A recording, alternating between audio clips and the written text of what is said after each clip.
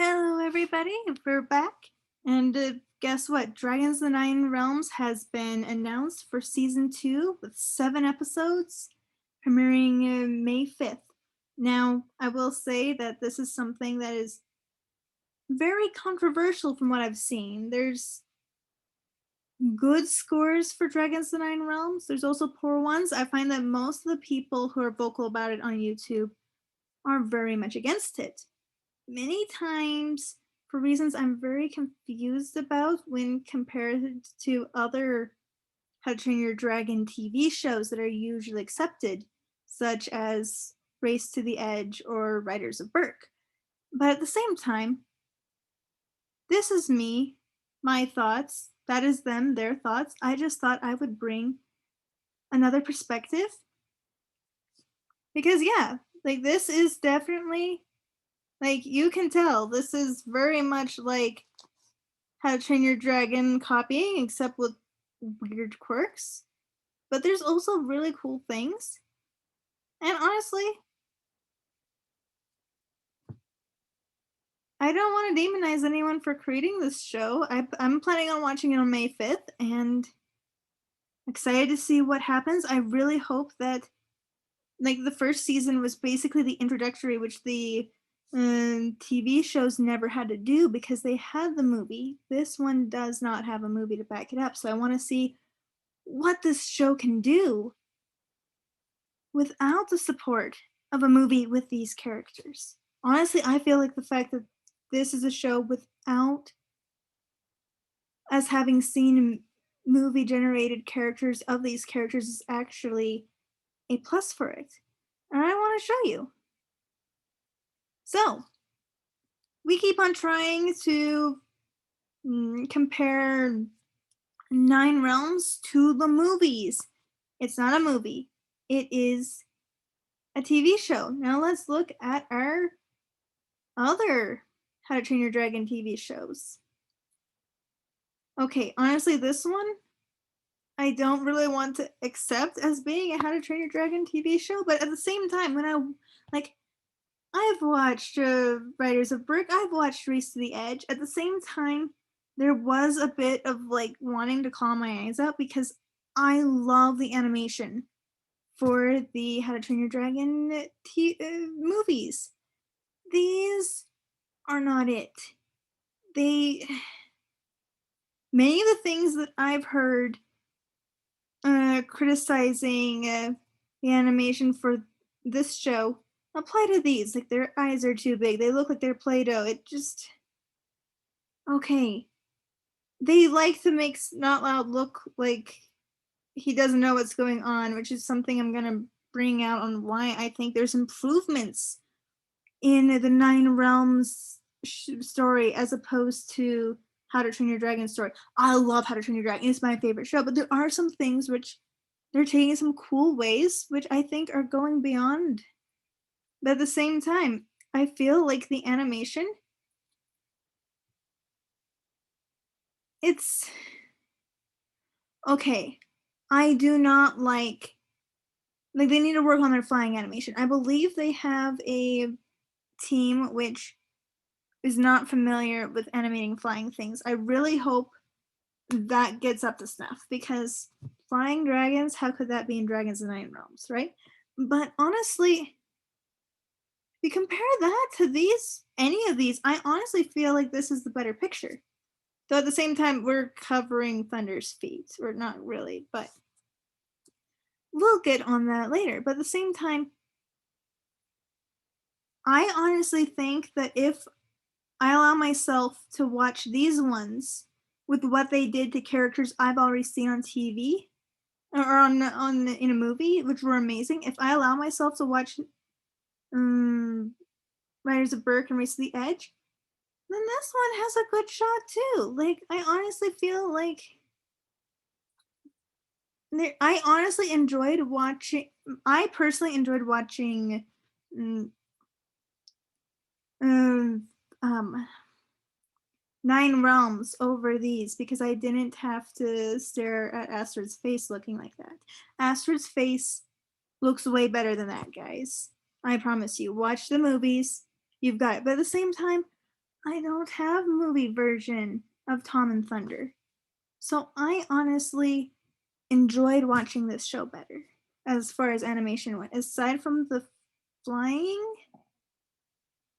that is like there were moments like I felt like aside from the villain dragon, they got better with their flying a little bit towards the end. So I want to see them continue to their improve.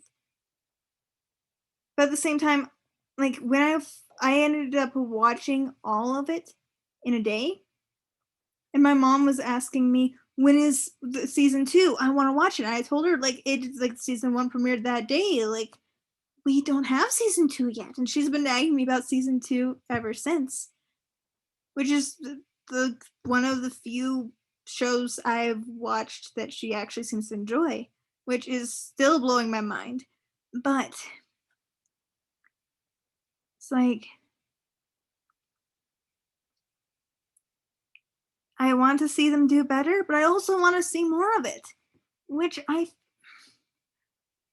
want them to do better on flying animation. That is my big thing, but comparing that to what we already enjoy as How to Train Your Dragon media, I enjoy it better. As far as like, it's not the movies. Movies, 3,000 times better. I promise you guys, if you haven't seen How to Train Your Dragon movies, watch them. They're important. They are important for life.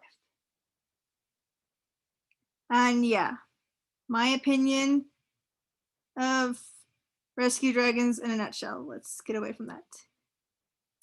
As far as dragon designs, I've seen a lot of people complain about the designs. I will say that they complain about the designs of the dragons being different from the ones in the movies, being similar to the ones in the movies, being weird. Like we already have these designs from like Race to the Edge and the spin-off shows already. Like if we're worried about realistic, like that thing's largest wings need to be in the front. I'm sorry. This thing is going to be spinning over. But at the same time, we accept these dragons. If I'm okay watching these dragons, why not watch these dragons?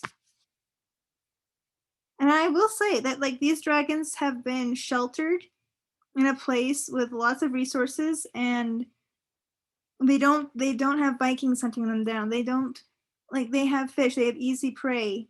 Well, I assume they have easy prey. I don't know what they're hunting down there, but they've got it obviously. So they don't have natural selection weeding them out anymore. So this is why instead of Streamline Toothless, who could really barrel it down, like he's in a cave. You don't want something which is Streamline can go super fast and stuff.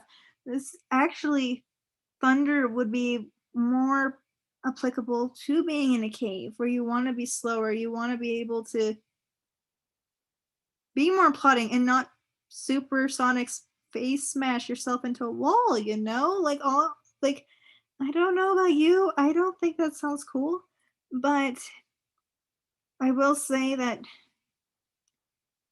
his feet look like Deadly Netter feet, which is weird to see on a Fury dragon. Like in the How to Train Your Dragon universe, feet like that are acceptable in many like that foot I want to say is like Deadly Natter in a nutshell, except smaller toes. But at the same time, I would like to see close if they tweak it to more Night Fury feet. I would love that.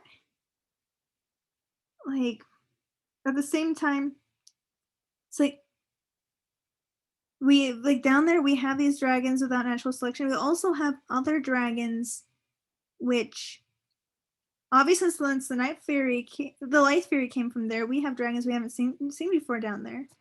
So I find it very cool how we have new faces, old faces, faces familiar, but we definitely have lots more evolution going on.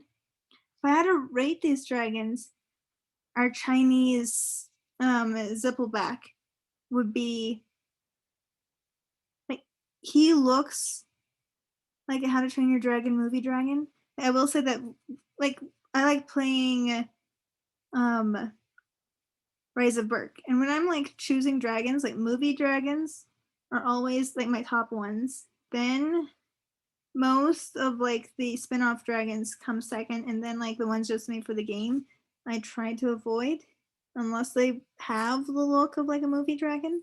But I will say the further you get from dragons made for the How to Train Your Dragon movies, the more we get off. But this is the closest to what I'd say like a movie design is. We do have the Chinese influence, which I think is super cool because there were dragons all over the world. And this rift, who knows how far it goes?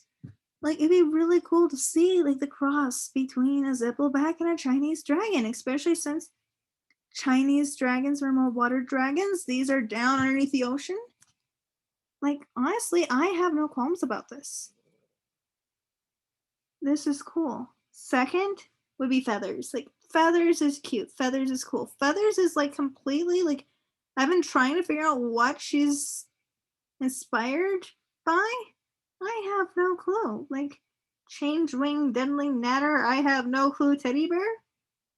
She is cool. I like Feathers.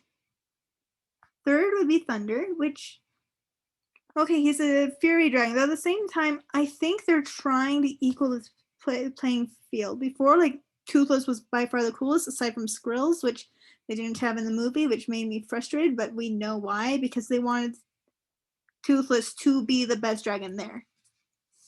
Like, you definitely see what happens to a fury dragon when you don't have natural selection and you want it to be slow enough to not smash its face in a cave. But we also have a longer snout for sniffing as opposed to using eyesight in a cave. Once again, makes sense. Like, I love Toothless. This dragon looks different. It's 1,300 years later. And it's like, okay. I will say, our Boulder class dragon here. It reminds me of Grunkle. Grunkles were always my least favorite of the movie dragons. It does work on fixing, like it's got bigger wing to body ratio, which is nice. We also have like, I'm wondering if we had a cross between a Gronkle and a Rumblehorn and Fetid Gems. That's my best explanation of that. Like, especially when it's flying. I'm not the biggest fan. But at the same time, there can be dragons I'm not a big fan of that other people probably like them better. Like my favorite, like I'm always going to be rooting for the Furies. These ones are cool too. My brother loves this dragon. We have dragons for everyone here. Okay, not necessarily, but there's going to be more dragons in the show. I can promise you that. So I was like, okay. Now, let's go on. So, Troll Hunters. This is another show by DreamWorks where we have people in the modern world discovering an old fantasy world, which used to be big thousands of years ago, but it's still alive and it's kind of seeping back in, and them trying to figure out how to deal with it and try to keep it hidden from the rest of the world, which could hurt it. People love Troll Hunters. I watch Troll Hunters. It is cool. But like this is my biggest thing that I keep on going back to. Like, is Nine Realms trying to turn into the Troll Hunters version of How to Train Your Dragon? Troll Hunters is really cool. How to Train Your Dragon is really cool. Trying to do something where like a similar like doing as if they pull off this concept of the dragons in the modern world, if they're able to pull it off as well as they did with Troll Hunters, I am excited. At the same time, like they're definitely rocky. This is my hope. I am hoping, and so and I think there's evidence to show that once they get the flying animation down, we're going in that direction. So our main cast, everybody loves our main How to Train Your Dragon cast. We've got Hiccup, we've got Astrid, we've got whoever those people are in the back. But it's like, one thing I've always found frustrating, like, okay, we have Hiccup, we have Astrid, they're really cool. They make, like, how are these guys really cool and all the other kids on the island, like, they try to put in characteristics where you're not going to like okay, yeah, we love the rest of the characters, but at the same time, it's like Fish Legs is the one who he's big, but he just kind of blends in the background. It's not loud. Would be cool unless he is, except he isn't. Like here I am, like Astrid is so amazing, but then, mm, like Rough Nut, I'm just like I feel sorry for the other guys because like I'm like, why would you like her except for the fact that she's the only girl? Tough Nut is like they're basically the comic relief, and it's a comic type of comic relief where it's not as bad as some, but I don't enjoy it. Like they're the biggest downgrade to the movie. Like there were times when I was like watching Race to the Edge with my younger brothers, and my mom was like, "They're starting to emulate Rough Nut and Tough Nut. Can you please stop watching them with the?" I'm watching these shows with them, which made me really sad. I'm like, can we not have Rough Nut and Tough Nut like that? We don't seem to have that problem so far with our main cast for Nine Realms. The big thing is like, okay, Astrid and Hiccup, always the main two. Here, we have four, and they're so far, they're kind of equal. If anything, Tom, who is our closest to Hiccup, he's the one kind of blending into the background, which I know that right now they're trying, since we'd be focusing on him as a Hiccup person, they're trying to bring the rest of them to the front so we can try to have them as equals. I really like that. And we have, all of them have things they're struggling with. All of them have things, really cool things going for them. Like, I love all of these characters. And they're all working on character arc, and we're already seeing character growth after like 6 episodes of 20 minutes each, so that's like an hour and a half. So that's basically one movie. Like we're already seeing character growth similar to in a movie, but I want to see this go further. I want to see how they work together instead of everybody just says like, okay, Hiccup's doing something. Like, okay, guys, I love How to Train Your Dragon movies, but this here, I believe, is their main draw improvement. Like, I'm excited to see what they do with this, where they go from here. Cause yeah, maybe Tom is sick and they go on an adventure without him. Maybe he like I can see any of these people doing a one off and I would love it. Honestly, I Astrid, Fish Legs, and Hiccup are the only three I'd want to see one. Like, okay, basically all of them are one offs by Hiccup, but like Fish, like I wouldn't want to see one offs by Not Loud, Rough Nut, Tough Nut. Like, I am excited because we've got the mystical element, we've got going over shyness and like her determination, like yeah, she's shy, she's struggling with things, but like it's there.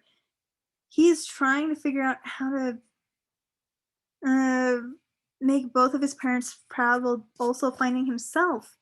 He's just trying to figure out how to find himself in general. I am excited about where these characters go. And yes, I would love them to look like this.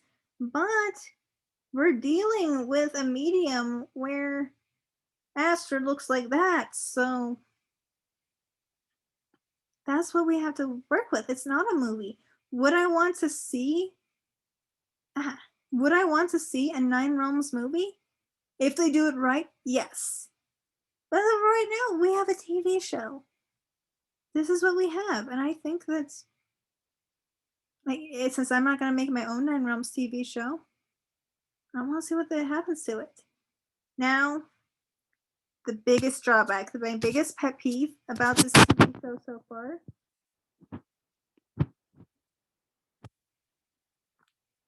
It's trying way too hard to be the movies when it's not the movies. And it's causing people to compare this to the movies, which is its backdrop. And guys, we've already seen somebody touch their hand to a Fury face. We've already seen Fury be like, I don't know. On one hand, dragons like fish. That makes sense. At the same time, the way they had him do the fish, like, it seemed way too similar. My biggest At the same time, it's like, okay, like, I hope that one now that they've got through the introductory portion, we'll get through there and try to go its own direction. I want to see Nine Realms find itself instead of just keep on throwing itself into the shadow of the movies, which cannot be compared to. Like, don't be the How to Train Your Dragon movies, especially when you are a TV show. You can't. You can't be How to Train Your Dragon movies because they are amazing. Like, not even other movies can be How to Train Your Dragon movies. People have been trying to get me hooked on other movies since How to Train Your Dragon movies are no longer being created. It doesn't work. And I think their comparison to the movies and then trying to shoehorn it all in is the biggest, just give us original content, and also it's like making us want you to be the movies, which is making so many people mad at you. Just stop.